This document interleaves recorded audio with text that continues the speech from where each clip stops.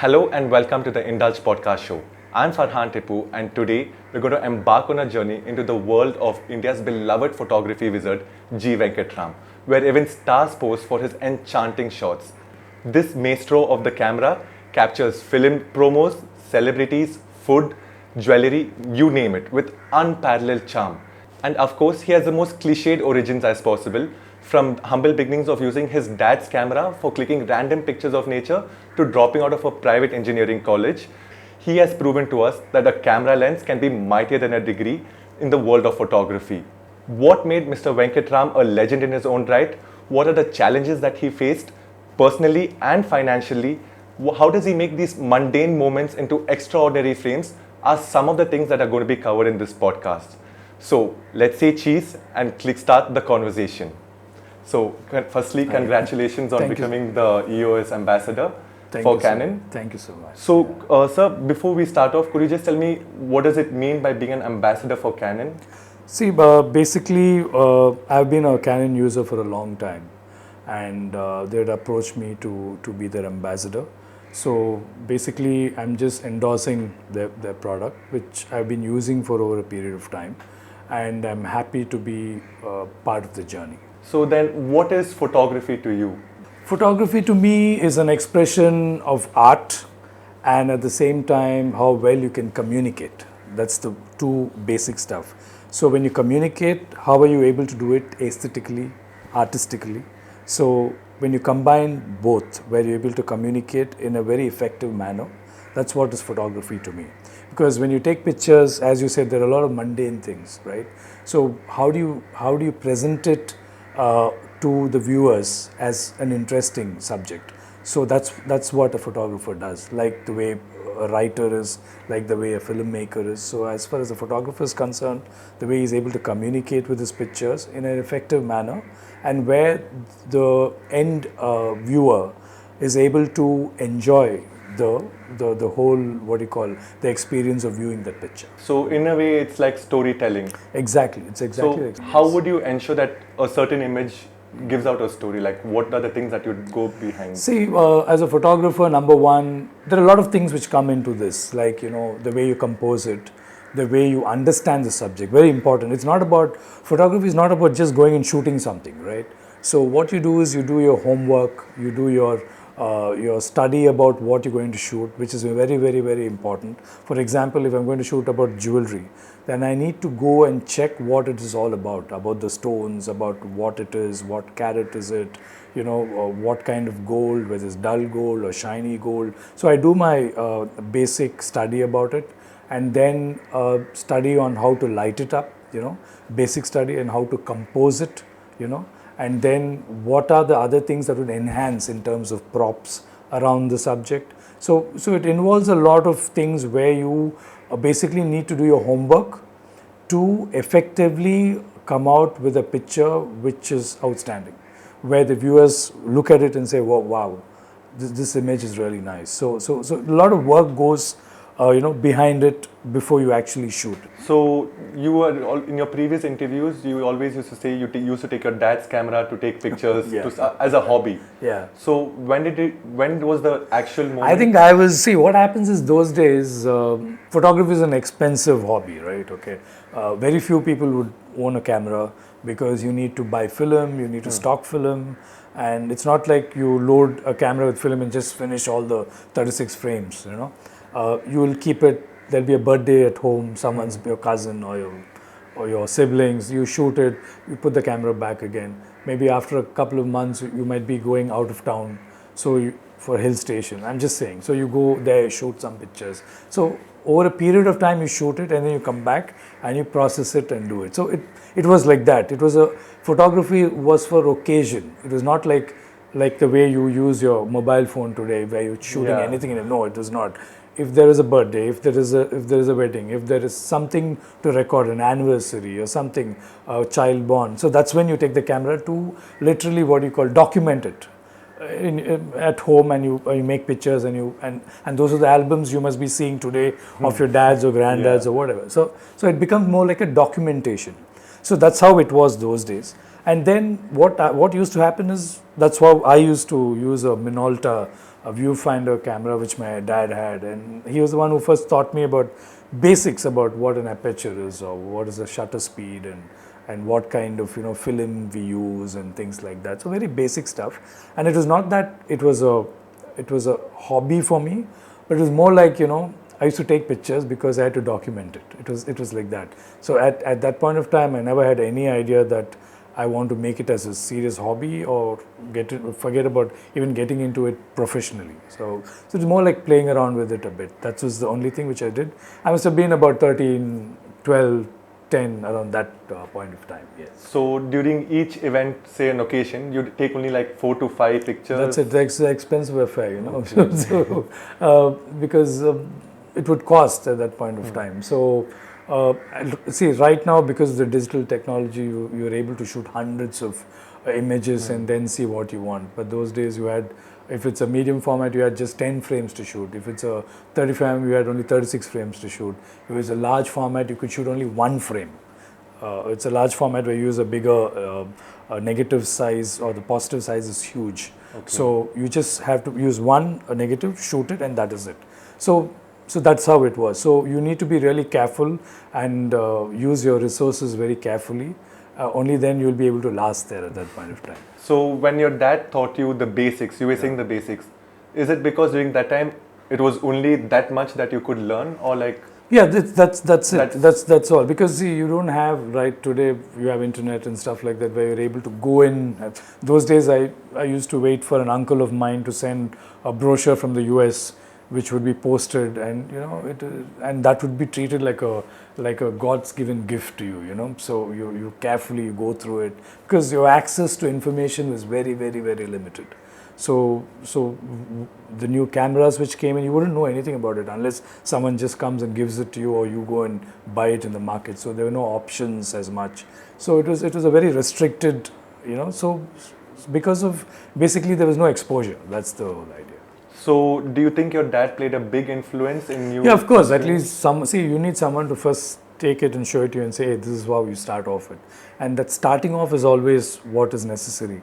And where you take it is different, but that initial thing of someone sitting next to you and telling you, hey, this is what it is, basics about camera is very important, and I still remember that. And why do you think he told you this? Like, did you ask him as a son, like, can you teach me, or did he come? Yeah, because I used to take pictures. Yeah, I was a little inquisitive to know, because it was all manual cameras, it was not automatic. So everybody couldn't shoot unless you know a bit about aperture, lighting, and how to set the camera, the shutter speed. You will not be able to shoot. So you need to know the basics. So of course, with that, I need to ask him and learn and try and figure out what it was. So when you were talking about, it's not like smartphones now, the automatic cameras are there. Do you think technology has proved to be a boon or a bane? Technology has always been a boom. Okay, it's never been a bane, because see, I always look at it like this: as you go forward, things will get easier, things will get faster. So it is a boom in any way, but it's just that it's up to the individual how you use it, right? Aesthetically, and productively how you use it. It's in your hands. So technology booming is always welcome, and it's made it so much easier for people to shoot images on cameras, and that's the only reason why thousands have taken photography as a hobby or as a serious profession, and that's how millions are shooting images every day on your phone. So if you look at it, I don't think there's any other profession where almost everyone in the world is doing that at all the time. Like if you say, I'm just saying, if someone's going to cook, I don't think everybody's cooking. Yeah. I don't think everybody becomes an electrician and tries to figure out what's there at home. But as far as photography is concerned, everybody from the age of maybe even 2 or 3 start off shooting images. Yeah. So I think that's amazing about photography. With every person now being able to click photos in their smartphones, does photography as a field itself need to reinvent? Not exactly. See, those things it just gets reinvented by itself, because it's a process, because of AI and technology, the way it's going. We are not worried about the technical aspects of the camera anymore as much, because at one point of time you need to know basics. Now you don't need to know. All you need to do is just click and everything is taken care of. You don't even need to check what light, how much should I add, nothing. The camera thinks for itself and it just adjusts everything. At the end of it, you get a good looking picture, whatever lighting condition it was, or whether you're moving around, running with the camera, still you get stabilized pictures. So technology has improved so much that you don't need to worry about the technicalities as much as they used to do earlier. Speaking about earlier, like any professional photographers that had influenced your work during your... Yeah, see, professional photographers have always, see, for me, it's not one single person. I've looked at works of hundreds of photographers, the way they work, the way, so I don't like to be influenced with one particular person, because I feel, I always felt that you need to absorb a lot from a lot of people. Of course, I work with Sharat Haksar and Mr. Iqbal Mohammed, and for 1 or 2 years I worked with them, and they were a good influence on me in terms of discipline, in terms of how to go about with the job, those kind of stuff. But as far as the aesthetics and learning things in terms of influences that you asked, you keep watching a lot of you watch a lot of Pinterest, you watch a lot of stuff in magazines, you watch different kinds of photographers from different fields. It could be fashion, it could be people, it could be candid pictures, it could be food, and the way they light it up. And sometimes I like the lighting, the way they've lit up food, and I would like to experiment the same lighting up a person. Okay, so it's not that just because the food was lit like that, it doesn't mean you need to do just that. You can apply that same technique on something else. So that's how you improve yourself. That's how you keep trying new things and innovate yourself, and to try and reach certain... See, there's nothing called the best. You always keep reinventing yourself. You always keep experimenting, and that shows in your job. Before Pinterest and all the digital media, during your beginning days, were there any influences? It was only magazines at that point of time. So we any used to particular picture that you see, there are a lot of fashion magazines. We used to go to these book.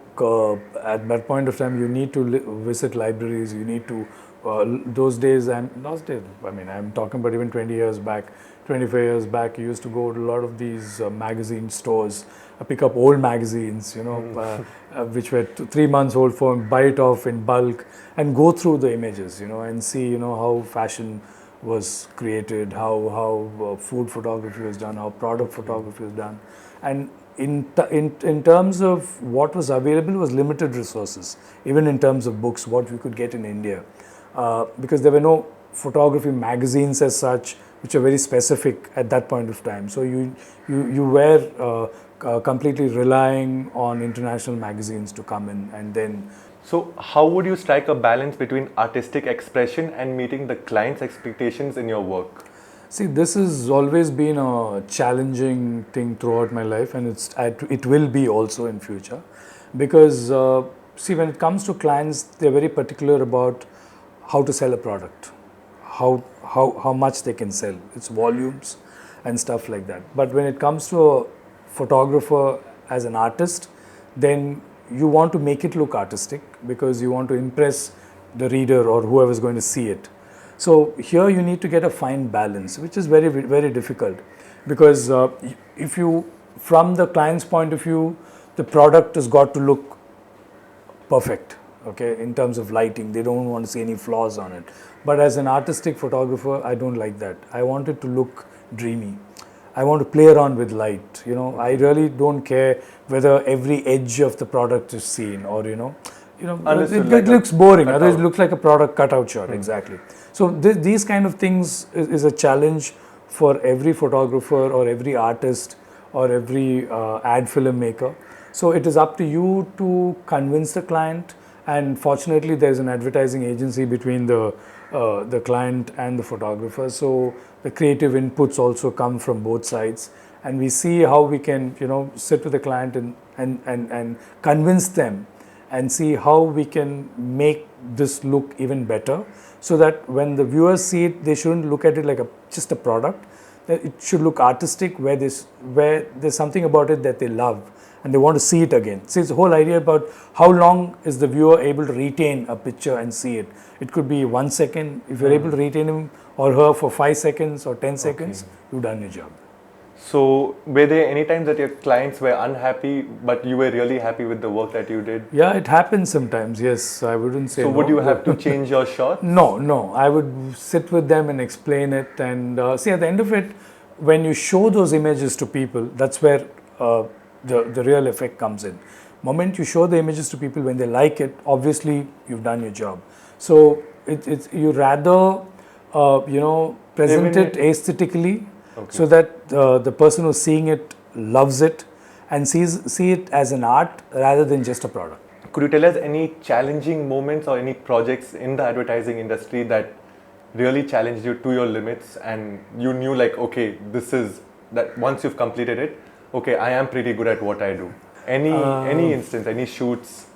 Yeah, I think there is one particular shoot I remember years back. We were shooting with actor Vishal, and we were supposed to do a very summery kind of a fashion shoot on the beach with a lot of sunlight, with Bermuda shots, and we had some beach accessories, and we want this real sunny feel where he's holding the surfboard and walking towards the sea, and that was planned and the whole production was planned, but unfortunately, as we started driving towards the beach from Chennai, we were shooting somewhere between Pondicherry and Chennai, and then suddenly started becoming cloudy, and they predicted there was going to be a cyclone, because we planned the shoot about 10 days back.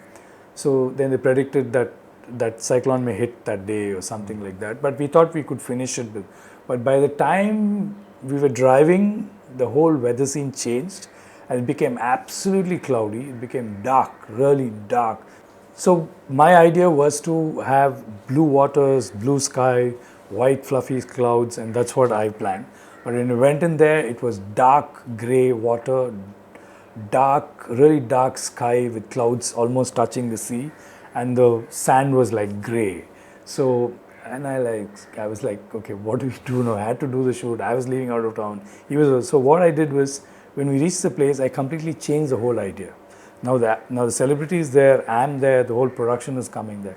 So I turned it into a gloomy shoot. Gloomy shoot in the sense I used artificial lights and turned that whole thing around. In fact, we shot the whole day in that kind of a thing, and we underexposed the backdrop, so it looked very surreal.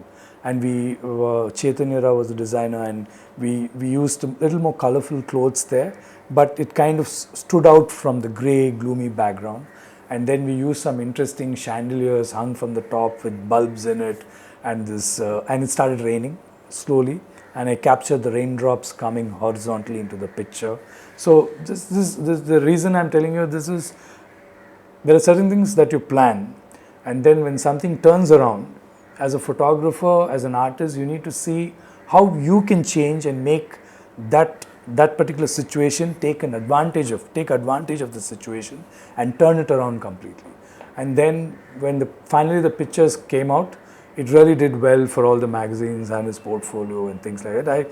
I still kind of show those images as an example to a lot of seminars and workshops where I share those working images behind the scenes with upcoming photographers and tell them, look, this is never like, don't give it up.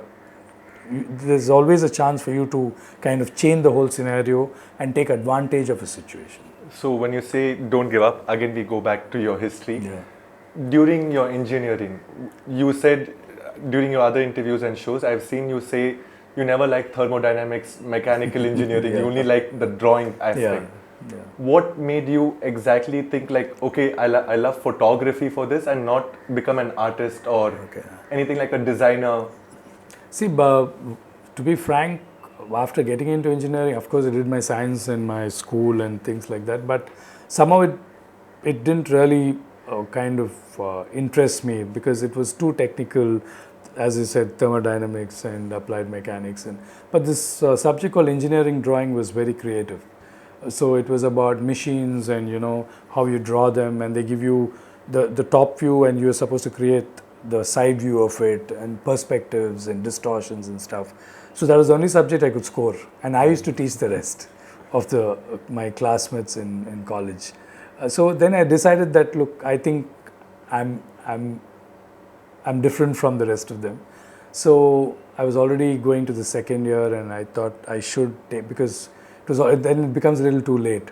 Then I decided that, and the place where I was doing my engineering was a beautiful place, and it was monsoon time, and it used to rain, and there used to be a lovely narrow gauge train track close to the hostel, and you could see the rain and this slow train chucking down the track, and it gave kind of very visually beautiful place. And something struck me that, I think I should get into a more visual medium, cinematography, photography kind of a thing. And then I really made up my mind, and I came back to Chennai and decided to quit. So during your engineering time also, you had that fascination for Yeah, cameras? not the cameras, but the visuals. Okay. I didn't know much about the cameras at that point of time. So visuals as in? The way that place was, yeah. Then I would say how nice it would be to capture. Of course, I had a camera in hand, but it was not like I was fully into, I wouldn't call myself a serious, it was not a serious hobby. It was more like I was just enjoying the scenes there. And that's when this thought process came in, when I'm liking this so much, why not that be my profession? So there's always there's a time in life something comes calling. You need to discover that, to know that, okay, I think this is what you want to do. And fortunately, at that point in time, I decided my second year that I wanted to do this. So your family stood behind you? I mean, yeah, they stood behind me, but of course they're very hassled. Obviously, you can't quit something you went all the way there to do, and photography was not something that right now people look up at it. At that point of time, you need to be an engineer, doctor, or whatever. Photography was not like considered a profession as such. So obviously they were a little disappointed and a little worried. But how would photography be a profession for you? To achieve things in life. So obviously every parent would have that kind of a more like a doubt kind of a thing. But they never against it. So that was something which was very positive. Not at all. Like even in the beginning, no, your dad. They were not against it, but they were apprehensive that, are you sure what you want to do? But I said, I am sure. And they said, okay, then try whatever you want.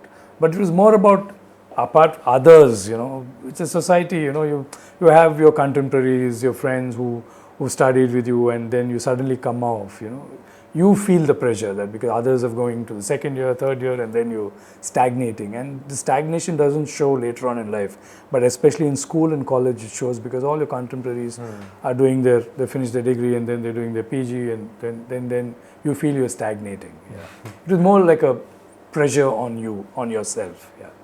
So after that, you had started, once you had come back from your engineering course, you took some time off and you went to join Loyola College. Yeah. The first visual communication. Yeah, at that point of time, I was looking out what course, since I've quit engineering, I need to do a course which I need to be comfortable, which I want to do. So that was a problem, you never had a course which would teach you photography or advertising or anything related to that. So fortunately, Loyola came up with Viscom, the first visual communication in India, and then I happened to join that college. So do you think because at that time it wasn't that developed as it is today, and it wasn't that popular since it had just come, do you look back right now and was it like an opportunity for you to explore, or like explore your creative horizon, or did you join because you were just experimenting back then? No. You see, I think I was maybe that whole class when first year we joined, except for 4-5 of us who actually want to get into photography, advertising related stuff. Most of them joined there thinking it's an easy course to finish. Some of them tried BSc Physics or BCom, or I'm just saying, they couldn't get into it. So that, okay, might as well, somebody said this is easier to do. So quite a few of them. They didn't even know what the course was all about, but they joined because they started a little late. So that's how the scenario was. But at least for me, it was a perfect course for me to do, because that's what I wanted to do. So what do you think photographers' essential skills would be right now, like in this day and age? What do you think the skills a photographer would need? See, right now, earlier, it was techniques. It was about the the hardware of the camera. You know, you need Patience to know. as well, going to all the that. shoots. Yeah. So you need to. Earlier it was that, but then later on, right now, because of right now, if you look at the scenario, it's more about everything is taken care, as I told you earlier, in terms of technology. So now it is more about, if you are a photographer, there are 1,000 others who can shoot as well as you, right? Because everybody's using good equipment and the technology is beyond right now. So how are you going to differentiate yourself from those 1,000 photographers who are shooting with equally the kind of camera you're using, same kind of software, and almost same kind of setups and models or whatever it is? So where does the difference come in, you know? So that is what is more important right now. The creativity. Because the creativity, yeah, it's not about, earlier it used to be what kind of camera you own, whether you have this kind of lens, whether you have, you know, this kind of gadget, whether, you know, now it's gone. Now everyone has got, you're on an even playing field as far as equipment is concerned. But now it is more about what can you give the client or what can you get out of it. That becomes more important now. So that's where photographers need to work to make sure that they stand out in those thousands of other photographers.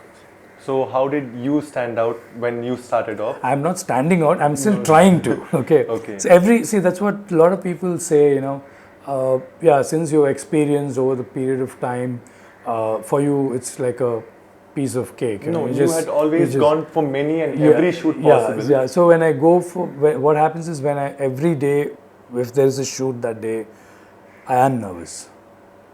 It's not that because you've been there, done it, you walk in, no. Confidence level is zero, in the sense, there's always a doubt. There's always butterflies in your stomach. When you walk into the studio, when it's all dark and you're about to start lighting up, you feel, okay, what can I do now? You know, okay, this is the next challenge for you. So it is the same, it is the same feeling I had 20 years back. Okay, that's not changed. When you enter, that butterfly in your stomach, okay, what are you going to do now? How is it going to be different? It's the same feeling I had 20 years back. I used to wonder, is it wrong? Why are you not confident enough? But later on, as days went by, I realized you need to have that fear, that thing, that butterfly in your stomach, for you to work hard, for you to try out new things. See, what happens is, confidence is about comfort, okay? You do something well, you light up in a certain way, everyone loves it. What do? You replicate it again. You replicate it again and again and again, because you know why? Because everyone liked it. So I'm not going to try anything stupid to spoil that, right? That's what we do. I wore this shirt, people appreciated me. I'm not going to change it completely. I'm going to stick to it. But over a period of time, people get bored of it. You won't realize it. You won't even realize it. People will realize it, but you won't realize it unless you have to be innovative. You need to realize that you need to change. If I tried something yesterday, I should not try it again as much as possible. Okay? So that's what gives you to be different every time. So that way you've done advertising, fashion, people, food, jewelry, fine art, spaces, travel, movies, calendar and retouching. Is there any area that you haven't actually There are a lot ventured? of things. There are photography is all about photography. There are so many things. See, I'm into commercial photography. I'm advertising related, everything to do with selling a product or something, an experience. There's wildlife photography, there's underwater photography, there's so much. I mean, you know, the astro, shooting stars, whatever. So it depends on what interests you have. So it's not that you do one kind of photography, you know everything. There are so many different kinds of stuff which I've really not experimented, which I would like to maybe sometime, because you're always stuck with your work and you're so kind of, it's always, running against time. So you don't have the time to try other things, but I will always try and see when I can do that. So what would be the next thing that you'd love to try? Like wildlife, underwater, space? What's interesting right now is some underwater photography seems very interesting.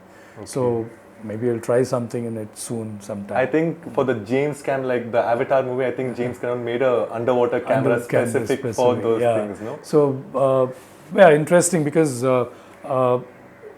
marine life interests me a lot. So I thought we should try something in it, which I'm planning to soon.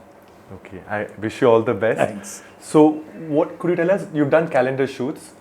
What is a calendar shoot to a layman? Like, I've always seen Kingfisher calendar shoots. I never understood. I mean, the models are there. It's very nice. It's alluring in a way. But what is the importance? See, it's more about, what you're talking about is a corporate calendar where it is about, talking about lifestyle, is talking about a brand and things like that. For me, calendar was more like a personal, a personal thing that I wanted to do with either stars or with something interesting of something that interests me. Like, for example, I did this something called Kitsch Art.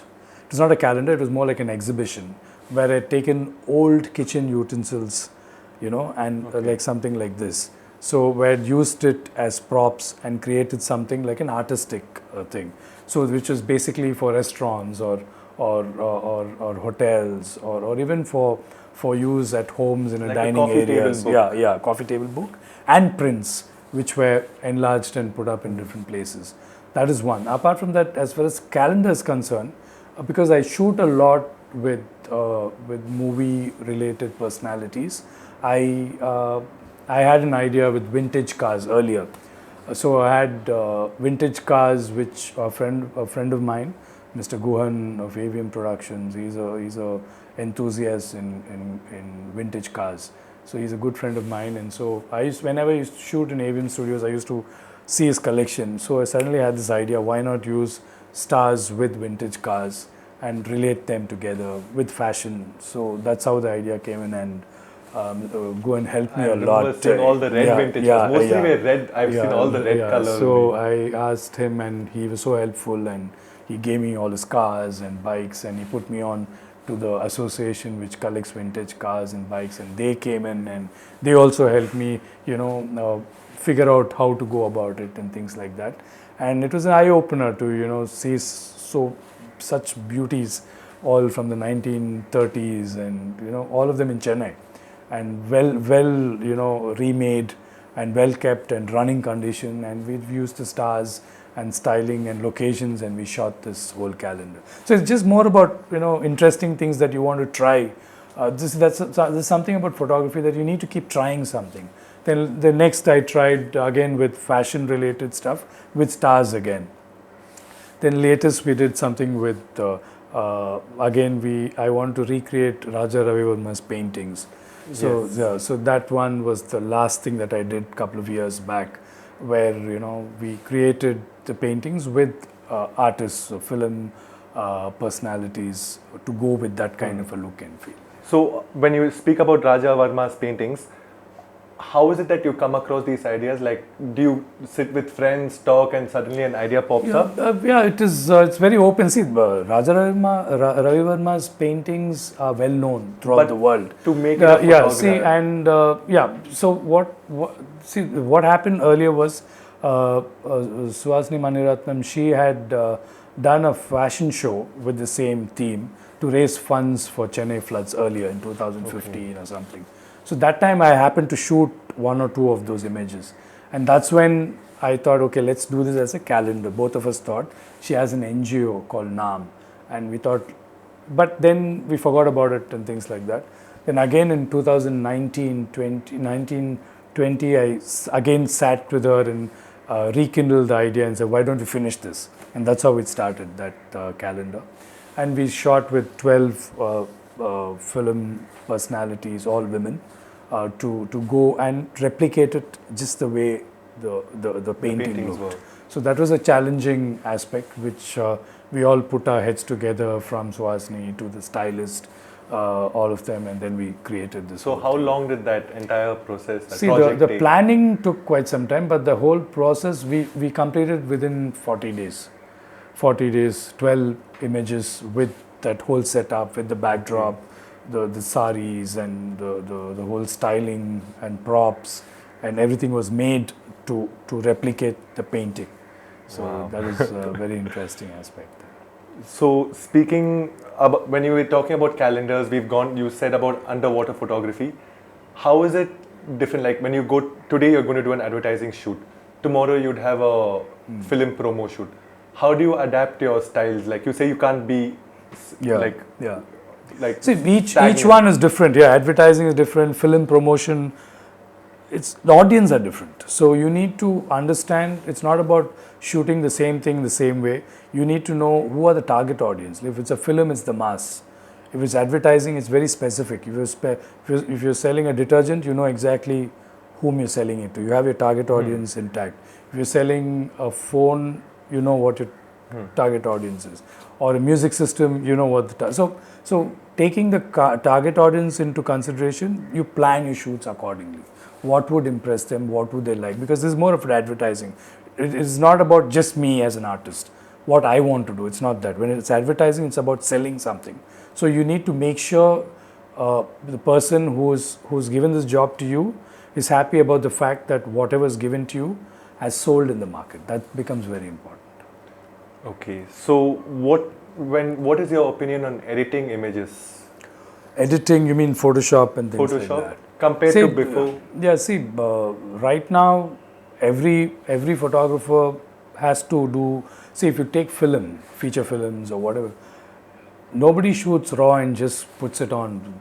They're all shot on raw, then they're processed, then gradation is done, then frame by frame color correction, retouching. So it's become part and parcel of advertising. It's not about you're not shooting for journalism. Okay, it's not like photojournalism. It's more about advertising. So you need to Photoshop has become very much part of it, but it's like how much you use is the question. How much of Photoshop you're supposed to use in an image becomes very important. It's like this. If I'm going to buy you a set of makeup kit, I'm just saying. So you want to apply it, right? So just because I've given you a makeup kit, it's got everything. Will you take everything and put it on your face? No. You'll know exactly what is needed, what is the occasion. Is it a wedding or an evening, or I'm just going out to work, right? Where am I going? Am I going in a hot sun or am I sitting in indoors? Accordingly, I apply my makeup, right? So that is what is same thing is applicable as Photoshop in photography, edits. So what is needed is, just because you have tools doesn't mean you completely soften someone's face or make it look so artificial, So you need to have some sense of aesthetics in you where you decide, okay, I think this much is right, Skin tone of the model is looking good. Something to enhance a little bit here and there. If there's an issue somewhere, you correct it a bit. I'm just saying, if it's a tight eyebrow hair sticking out, then you correct that. Those kind of things. You don't go enlarging the eyes, the pupil, make the nose smaller, your lips bigger.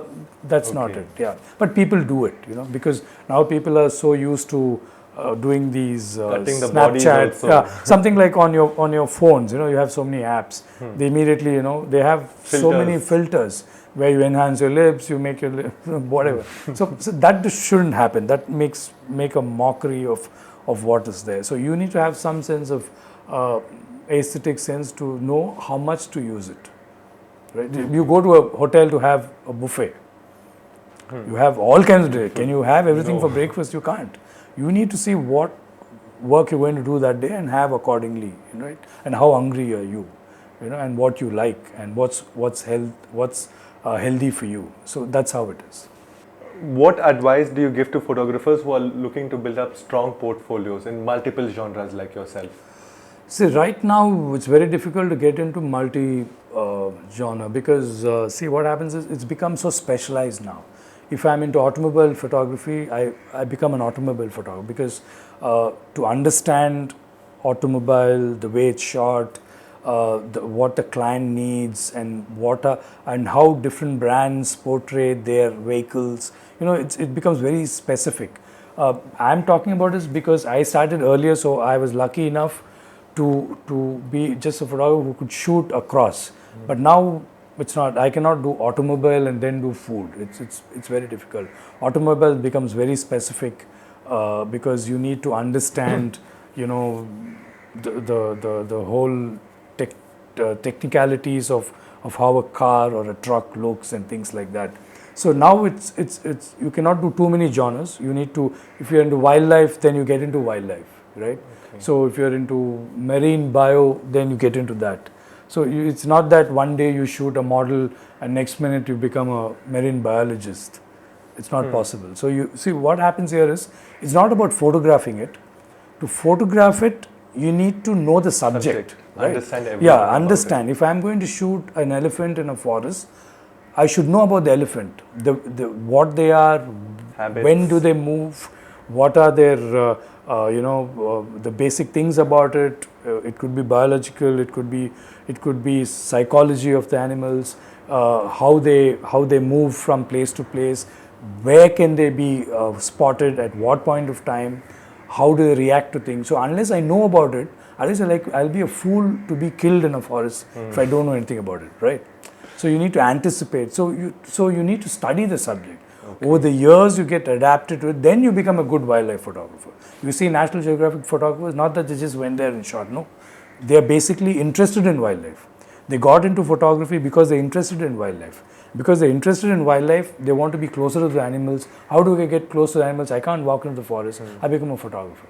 So my relationship with nature is close because I use the medium called camera to keep in touch with something that I'm interested and I want to protect, and I want to tell the people the story about that aspect of biodiversity or the animals or the birds or whatever.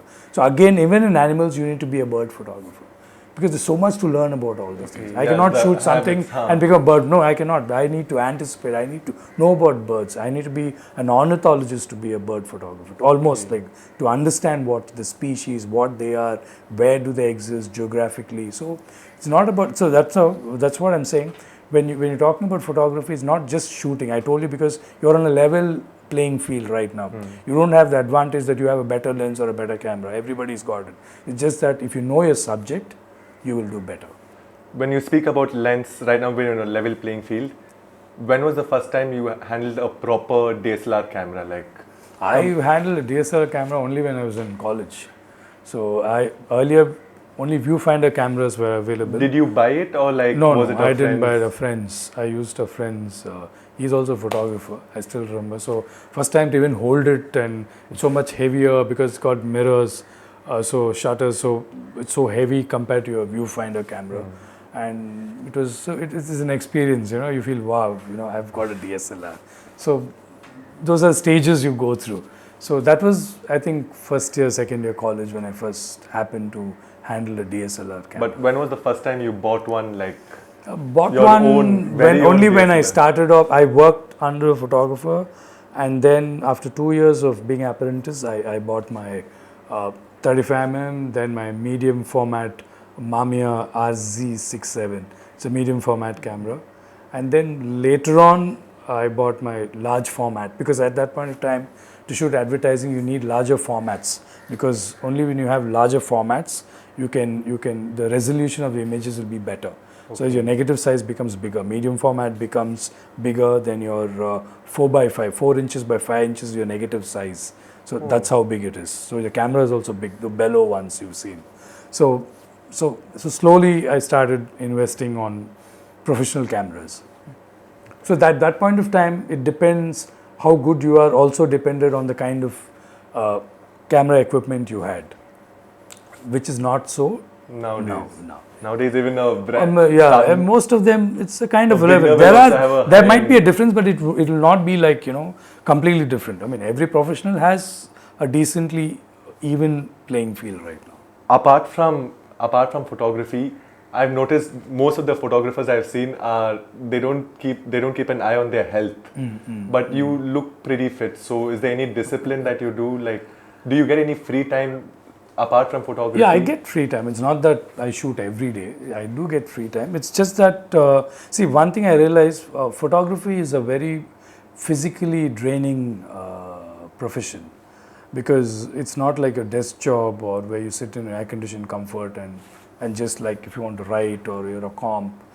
Photography is very physical. You're lying on the floor, you're climbing something, you're almost falling off somewhere, and some of the positions that you shoot are pretty strenuous on your back, your legs, everything. So physically very strenuous. So I realized it not now, even earlier, where I've seen a lot of other senior photographers at that point of time having health issues because of this, So I made it a point at one point of time that I said, okay, if I have to continue, I cannot go on like that. I need to really keep myself fit so that you can do your job, basically. I'm not talking about being fit. I'm not saying you can run this or do that or lift something heavy. I'm more talking about being what you call physically fit to do your job. So your basic fitness, where you do your cardio, a little bit of go to the gym and make sure you're fit. So that's the whole idea. So and now looking at it, earlier we thought sitting in an air-conditioned job where in front of the comp, even that is slowly becoming a strenuous thing where you're stuck to a certain position and things like that. Back is also gone. Because when you're doing your post work or even pre-production work, you're sitting in front of the comp and doing all your reference work and editing and things like that. Again, you're stuck like that. So you're moving your mouse and then your elbow aches, your finger aches, your wrist aches. Wow. Because again, not because of strenuous, because you're in a stiff position. So that's one advice I would always, not only photographers but generally anyone. I think fitness has become very much part of. It should be a part of every person's life, because you can earn as much, you can do whatever you want to achieve, but if your health scene goes wrong, everything is a waste. Everything is a waste. You come back to zero. Literally, financially, everything, because you can't do anything if you're not fit. So, as far as it goes, try your best to be fit. That's what I can say. So, what are your pastime hobbies apart from you don't have photography as a hobby right now? Okay, So, what do you do in your pastime? Well, see, earlier I used to do a lot of wildlife treks. I used to love trekking. I used to go to Valley of Flowers. Then even Mundane, I used to go to Mudumalai. I used to go to Grass Hills. So these kind of places, which gives me a lot of not about wildlife photography, just that whole experience of wildlife, checking into these kind of wildlife resorts and things like that. That gives me a lot of happiness. Hills, I love hills. So maybe because you're in Chennai, it's so hot that you'll always love that little bit of cool, surroundings or atmosphere. Apart from that, I experiment a lot in terms of, it's not about photography, but you want to learn about food, you want to learn about styling, about clothes, about makeup, about hairstyling. I sit with the hairstylists, I sit with the makeup artists, I sit with chefs, I sit with food stylists, how they do certain things, Not that I want to do it, but just that it will also help me as a photographer to know what I need to and how to explain it to them to get what I want. That's very important. If you don't know it, you don't know how to explain it. So I can get more accustomed to the way they work. So I wouldn't call it exactly a hobby, but it's beyond my photography thing where I take interest and make sure I learn about it. So when you were talking about sitting with chefs and all, what came to my mind is, how do you get a client in front of the camera comfortable while you're shooting them? Like, I've seen your videos, your behind the scene videos where you give the actors or the stars or the subject poses to do. So is that how it is a tough thing. No, I wouldn't say tough. As a photographer, you need to be able to communicate well to your subject, so that, because if you're not able to communicate, you won't get what you want. And you need to be literally a director, like a film director. You need to direct the person in front of you. Of course, you work with some very professional models, that is fine. But sometimes you come across people not so professional, which is most of the time. So that's when, as a photographer, that's what I said, it's not just about clicking. It's more about making them feel comfortable in front of the camera, get them to understand what we're doing, make them feel at ease, tell them where the light sources are, how to, kind of move around a bit, tell them their advantages, if it's their height or whatever their body is, and how to make sure you get the best out of them in terms of poses and things like that. So this all comes with making a little bit of a study on poses, on I would say photography needs to be a psychologist, because you need to understand psychology to understand where this person is coming from, how to manipulate them and get what you want in Understood. front of the camera, in the sense that, you cannot tell them technicalities, but you need to, especially it could be kids, it could be older people. So it's not about technique. You cannot say, look, this light is going to be brighter. No, you need to talk in their language and get it. So you need to be a psychologist to understand, how nervous is that person feeling, or how easy that person is feeling. Because here you need them to laugh, you need them to do certain funny things. Sometimes you need them to look serious. So you need to explain to them how to do it. So that's an interesting aspect which comes with experience also. So any particular person that comes to your mind the first person who was little hard to control, like to get in front of a camera, like to make them calm, to make them comfortable? No, my first thing was I was uncomfortable. It was shooting with Mr. Shivaji Ganeshan. That was my first shoot of a film star. When I was just starting, I was hardly 22, 23. So I remember shooting him in his house, and he was standing, and I was nervous because I was shooting such a huge film star, and then an experienced, very senior film artist. And I just went there thinking that he knows everything. I didn't do anything. I just need to take pictures. But to my surprise, he stood there. He just kept standing. I said, "Sir, I'm ready." He said, "No, you tell me what to do." So only when he told me that he's asking me what should I do, I said, why would I have to tell such an experienced what to do? I thought he would just do things I would shoot. And he explained to me that, look, it's not about that. You are the one who's behind the camera. You are the one who's composed me. You need to tell me where I need to stand, how I need to stand, or what I need to do. You know your light source, so you need to tell me. So that was a eye-opener for me, because I always thought, which what we said was a lesson even today for me, because you know the frame, so you need to tell them what you want. It is not what they give. You need to tell them what you want. So, and then with their experience, they add to it. Okay. So you need to brief them basically. Okay, this is the light. So if you just shoot them wherever they are, you're not going to get your shot. So then he gave me a lecture on this, which was very interesting.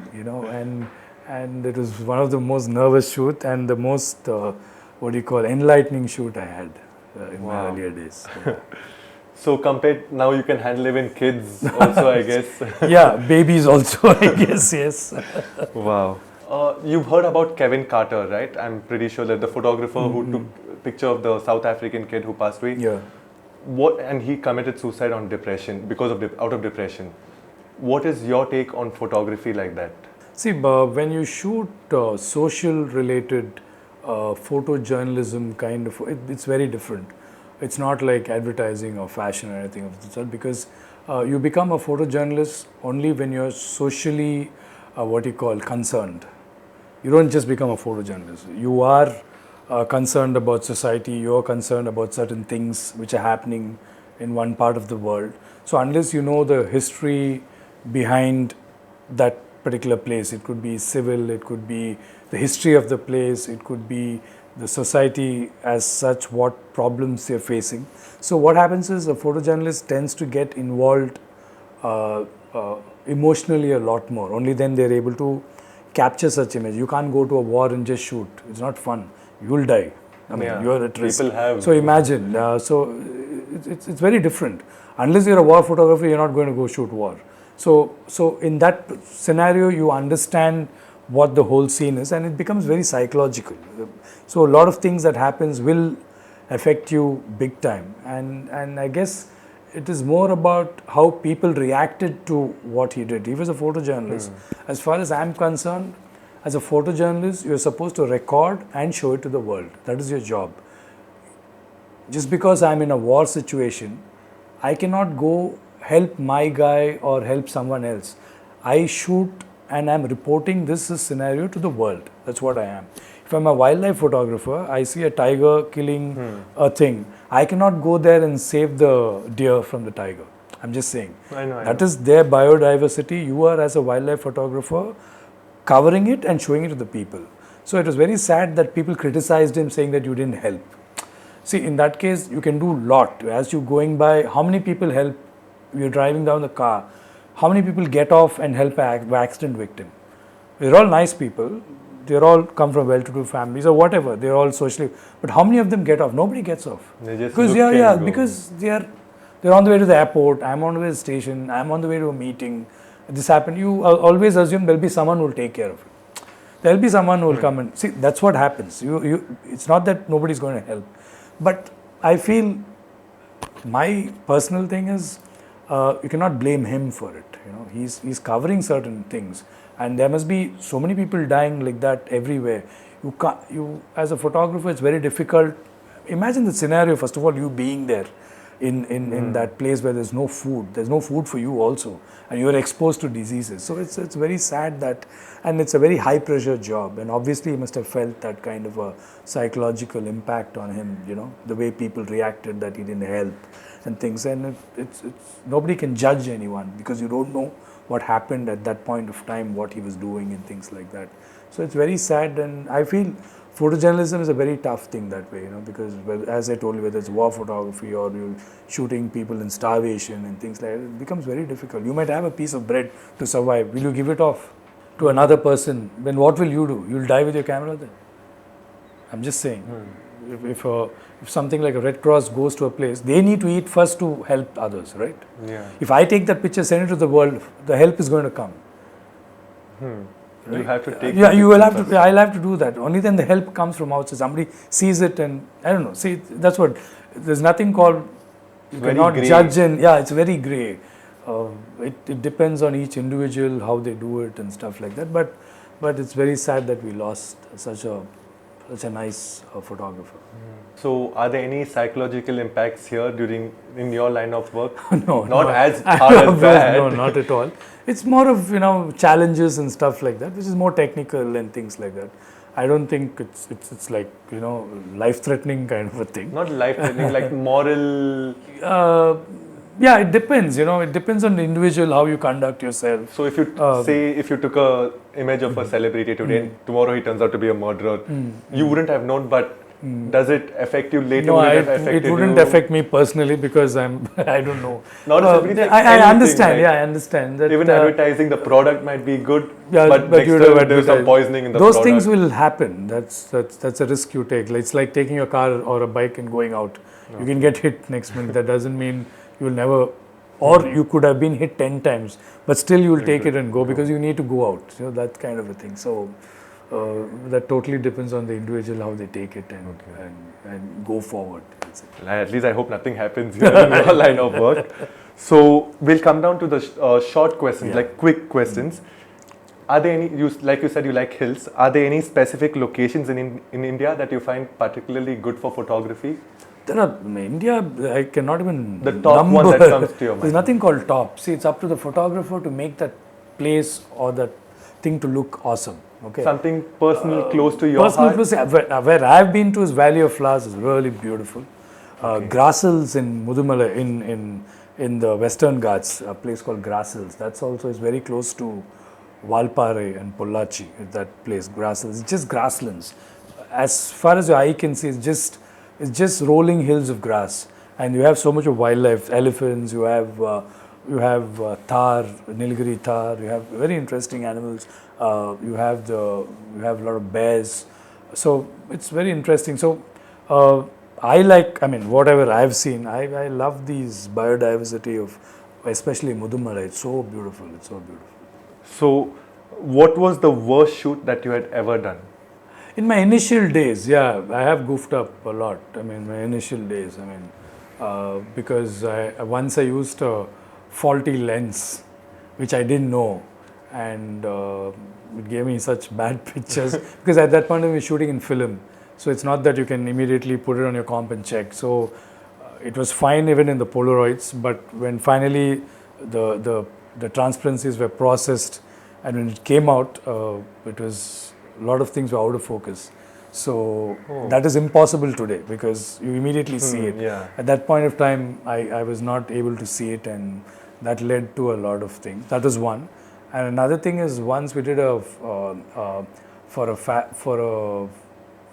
a cream brand, we shot a model facial shot, very close, tight shot of the face for a facial cream. And then what happened was, when we shot a lot of transparencies, we processed it. The guy who processed it wanted to save money, and he added too many films to be processed because he wanted to make money, whatever it is. and the whole thing came out with a magenta cast on it. So I was, by the time the modelers also left by evening to Bombay, and then Like a filter, like on the. yeah, photograph. the chemicals they're not right. Oh. The processing time, what was it? The number of films and the amount of chemical needs to be proportionate. He'd used too many films for that amount. Say you can process 6 films. He's put about 10 or 12 in it. So that kind of stuff. So People like taking shortcuts here and there. which is not possible nowadays. It's very not possible at all, because you always see the focus immediately. So me as a video editor, when I see a video, I know how the video is done. I don't see it as a viewer. So you as a photographer, I've seen even my cameraman, when I go sit in front of the camera, he just looks at me and he sees light. Like I don't understand what factor, but here also I can see the light, but there is something that you see differently. So how long would you think lighting techniques would you take to learn, or does it come naturally over the course of time? It comes naturally over the course of time. Of course, we all try and learn. It's more about watching outdoors. See, what you do, the lighting that you do indoors is nothing but you're replicating something, what the sun is doing, with artificial source inside the studio. So unless you've seen it and experienced it and learned something there, you won't be able to create it inside in a dark room. So like this room is dark. Now they've used these 2 lights. This light is again something like a window light, natural light coming, but because of the resolution, you need to pump it up a little bit, because you need a little powerful light so that you can record it, right? It can't be very less light, because you won't get your resolution needed. So what I do is I learn from natural light. What I see outside, that is what I create. For example, say when I'm traveling in a car, I know what the light is in the car when I'm driving. So when I'm going tomorrow and I'm shooting a star inside a studio in a car, now you'll understand. How do I light it? Okay. I just don't put 2 lights and light it. It's not that. I need to create how it was outdoor. Because there I'm in the studio, I'm going to put a background post of a street or a horizon where the car is there and the people inside. I need to create the same lighting which I saw outside with artificial lights. So that's the challenge. So unless I open my eyes and concentrate and see how this lighting is happening with daylight, how is it coming, where is the source, whether it's sunlight lit or it's a cloudy day or they are going under a bridge or in the sunlight. So accordingly I create that with artificial light. So you need to keep your eyes open. See, for example, when I travel, I never sleep. I keep my eyes open all the time in the car. I keep seeing interesting things. It could be people, it could be the landscape, it could be an animal walking, it could be a guy cycling, because I know the way he's pedaling. He's tired or he's pedaling fast. In a bike, a guy is riding, he's happy, some are sad. The way they sit, some slouch, some sit up, some wear the helmets in a funny way, some wear the helmets properly. A lot of things, the way how they carry the bag, how they keep. They've gone to vegetable shopping. How will the lady behind hold the bags? How will he be helping her to place something on the tank? And I'm just saying. So as a photographer, unless I see this, tomorrow I'm shooting inside a studio for a movie or whatever, and I'm creating the same scene. So unless I know how that guy looked, how did he sit in the bike? I told you, how will you tell your models? It's not there. It's what I've seen, what I've recorded there. Is this a happy shot? Is it a romantic shot? Is it a heroine riding on a bike? How will they sit? So how is it that you know, like, okay, these are the things that I like and I'd like to implement it? That's what it depends. That's you're always taking things in, and suddenly there'll be one place where this has to be created. Then I get back what I saw then and create that. That's what happens. So that's what about photography. Photography is about keeping your senses, your eyes open, and absorbing things. It's not about just light. It's about the way you sit, the way you're sitting, the way you slouch. Because I'm creating the same thing. If I'm shooting a classroom scenario in a studio, so I should know how the teacher sits, how the students sit, how will they hold their bags, how will they sit, how will the teacher talk, unless I've seen it. So it's all about observation. Photography is all about observation and then recreating it. It's like films. It's like a director again, you know. So every day. Every day, whatever. If I'm learning from you. Okay. The way you are, the way you're dressed. Suddenly somewhere I need to. I'll think of you. Okay. You say I learn from the person who's handling the camera, the way he's doing it. I learn from him. It's the way they operate, different ways they operate. So all these things are observation where you assimilate. You never know when you're going to use it. Suddenly one day will come, then you'll remember. Okay. Any particular instance that you remember, like you observe this and you use? Yeah, well, all the time. Good one, like all the time. See, we shoot so much within studio. And we create sets. We create, as I told you, we shot inside a car inside studio. We shot a truck inside a studio.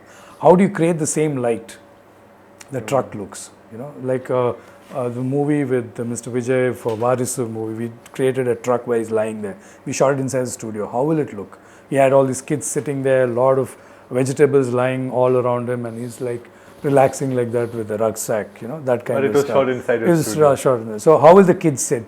Kids are having balloons. One is sitting there. One is happily. One is a school kid. So you'll have to tell each kid, hey, you sit here. You move this side. You lie down here. You move this. You move. You're composing the whole thing. So at the end of it, it should look like a regular shot as if it was happening. So editing softwares, I don't think Photoshop was there when you just started photography.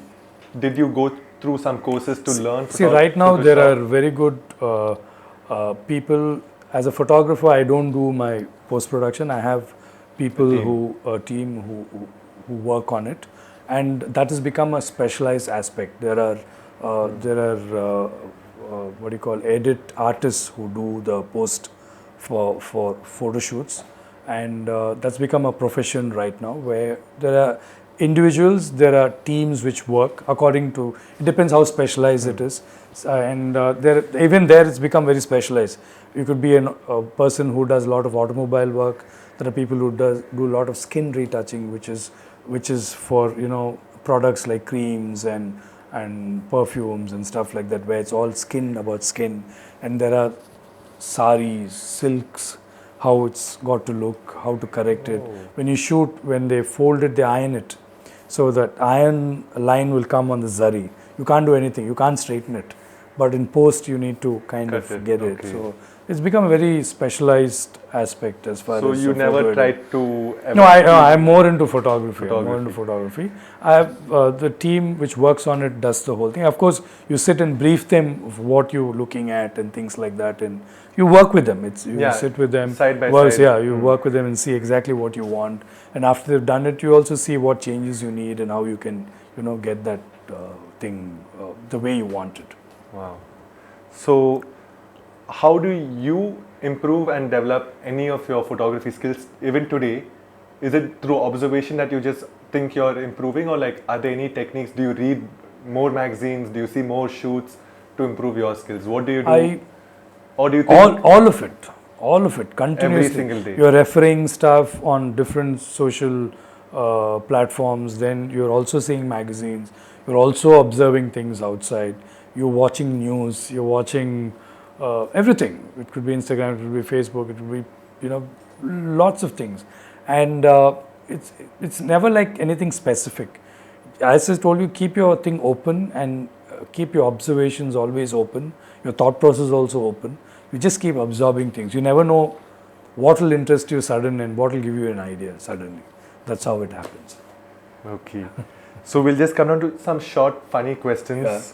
So if you could turn into an animal, what would it be, and Dog. why for? How would it be relevant to photography as well? Dogs, yes, I've shot a lot of dogs, and dogs are always taken care by humans comparatively. So dogs like are to be a dog. yeah. No, don't want to be another animal. No. Okay. So if you wrote a book about your career so far, what would you title it? Experience. If you were an ice cream flavor, what would you like to be? It will be vanilla. Vanilla. Why? It goes with lots of fruits. It goes with chocolate. It's one particular flavor which you can mix with mango or any other fruit. It's kind of, you know, tastes very good with lot of stuff compared to other flavors. First time I got an answer like Okay. this. So if you had any superpower, what would you like it to be? To make the world a better place for sure, but How would you do? Like, what kind of a superpower would you have? If I've never even thought of it. You've done so many film stars. Something they must have shot about movies as well. So, any superpower? I don't believe in superpowers, number one, or a super whatever, an animated thing. I don't believe in it.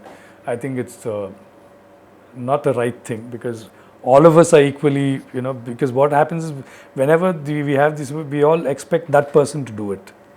It's always, as I told you earlier, when there is a super thing, you always think this person will do it. Even if it's God, you think God will take care of it. You can take care of it, whatever you can, but you don't. You always look up at the super. Actually, you are your own superpower because we don't use most of what we have within our limits. Not that you need to be super. You can do whatever little bit, which you don't. You're not pushing your limits to do that little bit. You're not doing that. So, moment you do that little bit, you become your own superstar as far as what I am concerned. So, any of your favorite celebs that you got to take pictures of, and one least favorite celebrity? Right from the beginning, I don't have any favorite film stars or someone that you were looking up to, like. Yeah, there are a lot of people whom I've looked up to, but the whole perspective. But before you shot them, in fact, all the people whom I've shot in my career are people whom I've looked up to right from a kid, whether it's a film star or sports personalities, whoever it is. But the thing is, I somehow feel as a photographer, it's applied to all these people, as a director, as a journalist. You shouldn't be overwhelmed with them. Moment you're overwhelmed with them, then you're not doing your job, right? Like the first thing I told you when I met Mr. Sivaji, I said, he thought you. So I thought he knows everything. So then what happens? You don't put in your effort. Okay. So never get overwhelmed with whoever it is. You've gone there to do your job. You don't get nervous and spoil it because you're overwhelmed because, oh shit, I'm shooting or I'm meeting such a big personality. So, okay, even whether I've shot with a Prime Minister or a Chief Minister, whoever it is, I've gone there, done my job, and you get your job and come back. It's not about going and impressing them. No, you do your job and get out. So in that scenario, I always treat it as a proper professional thing. You go there, you do your job, and you get out. So your most favorite camera equipment? I don't have a favorite, but I've used Canon for the longest time, so that had been because right from 35mm. But apart from that, we use as a professional photographer because we had medium format. There I used a lot of Mamiya related equipment, Hasselblad. Then with large formats, I've used Linhof, I've used Hossmann.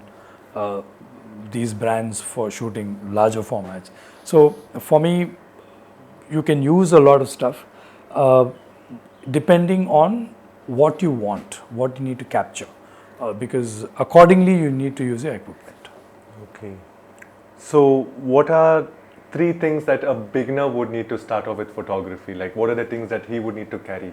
You say camera, light thing, but apart from that, anything else? 3 or 4 essential items that he should carry every day?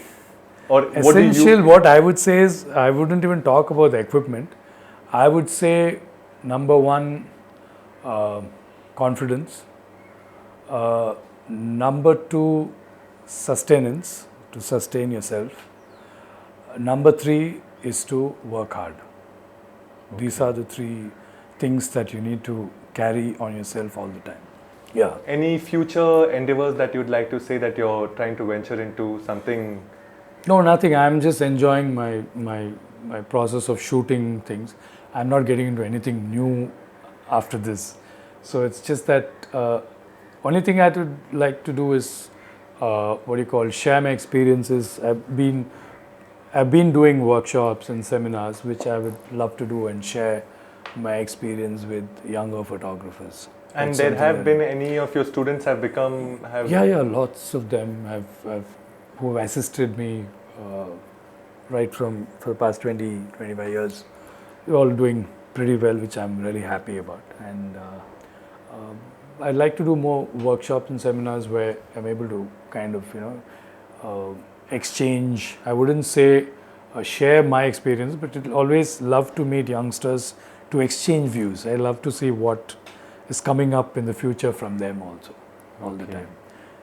And any views on AI? Like right now, AI with just words. If I say A.R. Rahman and a flute with a black piano, AI would generate it. Yeah. Do you think that's going to wash away photographers in their It own will not way? wash away photographers, but The field of the number photography. of the best, you need to be really good. So that will shrink. Today, if there are 100 good photographers, because of this, there will be only 25 good photographers. Because what is that is coming from you apart from the AI is the question. How are you contributing to it? Even the AI, whatever instructions you're giving, you should be good enough to understand to add that little bit to make it look different, right? So how much you add is up to the photographer in terms of the look and feel of it. So that's why I said you need to understand aesthetics, which becomes very important, and your knowledge of the subject becomes very important. That becomes very, very important. If you don't know the subject, then you will not be able to get the best out of it. Yeah, sir. So well, thank you for sharing your time with us. No problem. Hopefully, the next podcast you're going into the underwater scenario of I hope to photography. share some of my experiences. So lovely having you again. Thank you so much. Thank you so much. Bye.